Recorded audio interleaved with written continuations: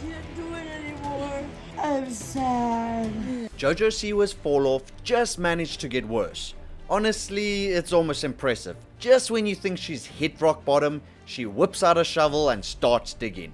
From a movie flop that barely made a sound, to a song release that even her biggest fans struggle to defend, to gracing us with some of the most unhinged TikToks imaginable, proving that she's not just crazy, she's the full-blown CEO of Unfiltered Chaos.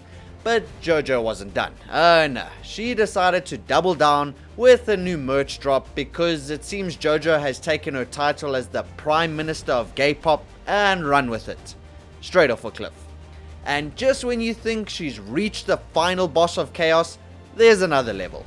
JoJo's spiral isn't just out of control, it's doing backflips off the rails with no signs of stopping. So buckle up because the madness is far from over. Starting with JoJo Siwa's love stories that have the pacing of a Fast and Furious movie. Because if you blink, you might miss an entire relationship. Just 6 weeks after calling it quits with her ex, JoJo has already gone public with her new girlfriend, Kathleen Ebbs, as if she's a brand new iPhone that just dropped. Now, this all tends to happen pretty quickly, so I guess in her mind, if you have options, why waste time swiping through dating apps when you can just speedrun romance? But what really makes this relationship announcement a chef's kiss level of cringe is the fact that not too long ago, JoJo was talking about starting a whole family with her ex, Dakayla Wilson. So to go from let's get a dog and pick out baby names to new year, new girlfriend in record time, it's giving emotional whiplash. Of course, JoJo couldn't just introduce her new girlfriend like a normal person. Instead, she served up some top tier awkwardness in a TikTok that made me question if secondhand embarrassment could be fatal. Anything you'd like to say to that? Have fun ignoring me now,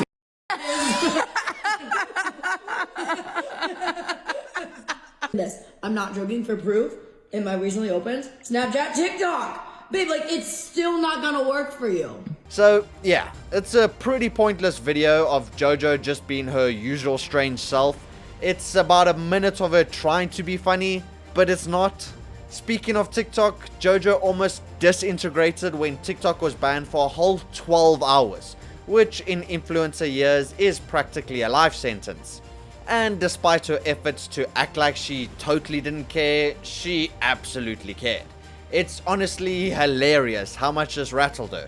JoJo Siwa not being able to post on TikTok is like a fish being banned from water. It's her entire personality at this point.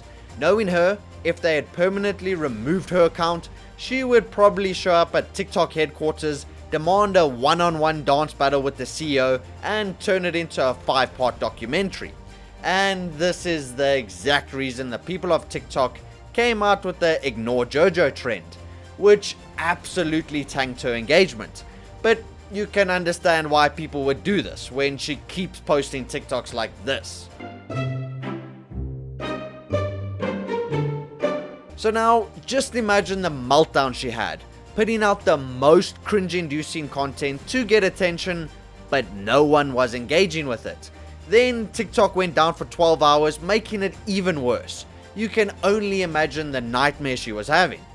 But just when you thought JoJo was done tormenting the internet, she hit us with that new song, Choose Your Fighter. But remember in my last video when I said the actual song wasn't too bad, it's the music video that was just ridiculous. Well, turns out this drama comes with a side of plagiarism accusations and some truly Olympic level backtracking. So Choose Your Fighter was marketed as a brand new song, but it turns out JoJo had actually already released it 6 months ago on her Guilty Pleasure EP. Yeah, she recycled her own song like an old homework assignment and hoped no one would notice. But the internet did notice, and instead of everyone being hyped up for a new music video, all they could talk about was how the song wasn't even hers to begin with. The track bears a suspicious resemblance to a song by TikTok creator Emmeline, who had previously posted it on her account. The beats identical, the melody uncomfortably similar, the lyrics almost too close for comfort. Basically, JoJo pulled a copy my homework but change it a little so the teacher won't notice move, and got caught red-handed. Now, JoJo has always proudly claimed to be a songwriter. In fact, she has repeatedly insisted that she writes her own music. But when people started calling her out on Choose Your Fighter fiasco, she pulled an Uno reverse and said, "Oh, I don't actually write my songs, I just perform them." Wait a minute, so 1 minute you're the next Shakespeare of pop music, and the next you're just the messenger? Which is it, JoJo? The math is not mathing. And if you thought that was bad, buckle up, because Emmeline has confirmed that she never approved for JoJo to release the song in the first place. That's right, her version was pushed back while JoJo steamrolled ahead and made it her own. But JoJo wasn't done making things worse. When fans started digging into her past interviews, they found her repeatedly talking about how much she loved writing music and how she had personally crafted the lyrics to her songs.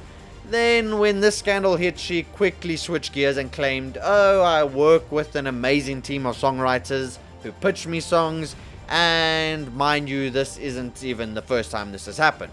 So honestly, if JoJo wants to stick to performing, she should just do that. Stick to the gimmick, wear the bedazzled outfits, dance like a human energy drink, and stop claiming other people's songs as her own. But if JoJo's music wasn't bad enough, she somehow landed herself a role in a secret horror movie called All My Friends Are Dead, a title that could also describe her career trajectory at this point.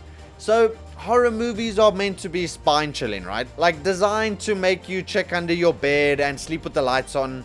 But this movie was just not any of that. It was almost laughable and ended up being a complete failure. This is probably why she literally never talked about it. No TikTok promo, no Instagram posts, nothing. It's like she filmed it, had a final destination moment, and decided to pretend it never existed.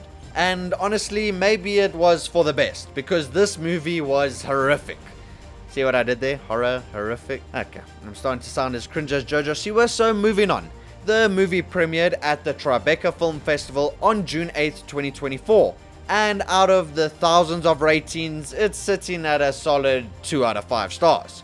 One review called it confusing, boring, and not even funny, which coincidentally also describes JoJo's entire rebrand. But wait, it gets worse. I found the official trailer on YouTube. It has about 100,000 views, which sounds impressive, until you remember that JoJo's other content easily racks up millions. And to top it off, the trailer has only like 300 likes. So that's like performing at Madison Square Garden and having 4 people clap. So the plot itself is somehow even dumber than I expected. JoJo gets killed off in the first 10 minutes by some masked villain, only for the film to jump ahead 2 years to a group of insufferable influencers on their way to a festival called Karma Palooza. Yes, named after JoJo's Karma song, which also holds the record for most disliked video of 2024. Your #1 first place overall goes to Karma by JoJo Siwa with 3.1 million. Coincidence? I think not. So things aren't looking good for JoJo right now, from having the most disliked song to now venturing into failed movies. But in the strangest crossover event since Shrek and Donkey teamed up, the internet recently lost their minds over a rumor that JoJo Siwa might be a Trump supporter. Yes, that JoJo Siwa, the walking rainbow, the living Lisa Frank folder, the human embodiment of a Skittles commercial. Instead of just shutting down the speculation herself, which, let's be honest, would require self-awareness, her girlfriend had to step in to do damage control. Kathleen posted, "I would never date someone whose values don't align with mine." But anyway, the fact that this rumor even needed addressing, that's just next level comedy. It's like waking up and finding out that a conspiracy theory that Elmo secretly runs an underground fight club, it just doesn't add up. But if you thought JoJo's ability to read the room was bad, wait until you hear about how she handled the recent LA wildfires. While thousands of people were losing their homes, JoJo was evacuating her mansion and using the moment to flex on Instagram. She posted a video showing off the essentials she was taking with her, including a construction worker bib and her Karma outfit from a music video. You know, in case she needed to battle the flames in style. Naturally, people were furious and the backlash was swift, She deleted the video, but the internet never forgets. Screenshots of her smiling and posting with her evacuation must-haves will live on in what not to post history. And yet somehow, JoJo still has more in store for us. Her brand new merch drop, which she proudly claimed to have stayed up all night designing. After looking at it, I think she should have just gone to sleep because even the designs look tired. But for the low price of $45, you can own a t-shirt featuring a blurry cutout of JoJo. Or if you're feeling extra stylish, you can drop $50 on a hoodie with an image that looks like it was slapped together in Microsoft Paint by a sleep-deprived intern. I mean, surely there's no way someone's actually wearing this stuff. This has to be a PR stunt for people to comment on. Or maybe I just have bad taste, I don't know. Comment below if you would be caught in public wearing any of JoJo Siwa's new merch. Because just in case you weren't convinced that JoJo's merch is a steal, she's even offering installment plans. Yeah, you heard that right. You can finance a JoJo Siwa hoodie like it's a Tesla. So at this point, JoJo Siwa isn't just falling off, she's free falling without a parachute. And we're all here watching it happen in real time. Between her horror movie disaster, TikTok meltdowns, delusional gay pop claims, and merch that looks like a reject Spirit Halloween costume, she's turning into a case study on what not to do when you try to rebrand. So what's next? A boxing match against Logan Paul? An NFT collection of her most awkward dance moves?